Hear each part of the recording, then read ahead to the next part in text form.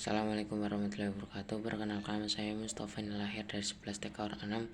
Di sini saya akan mempresentasikan tentang cara kerja sistem pengisian saat putaran tinggi. Cara kerja sistem pengisian saat putaran tinggi. Ketika putaran tinggi sama dengan putaran sedang, namun arus yang keluar dari B otomatis juga akan semakin besar. Ketika arus yang keluar dari terminal B besar, maka kemagnetan pada voltage regulator ini juga semakin besar.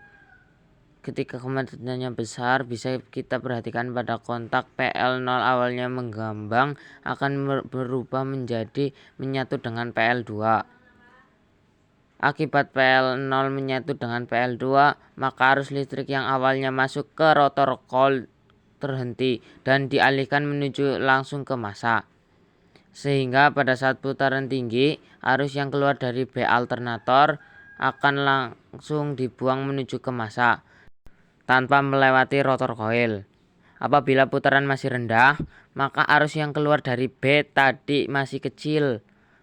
Ketika putaran sedang, arus yang keluar dari B ini sudah mulai besar, dan ketika putaran tinggi, arus yang keluar dari B ini juga tinggi.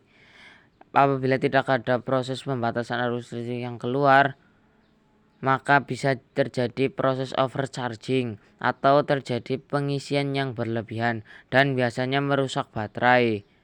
Oleh karena itu, pada putaran rendah maupun putaran sedang serta putaran tinggi, arus yang keluar dari B ini harus konstan. Untuk bisa keluar arusnya secara konstan, maka yang diatur adalah kemagnetan pada rotor coil.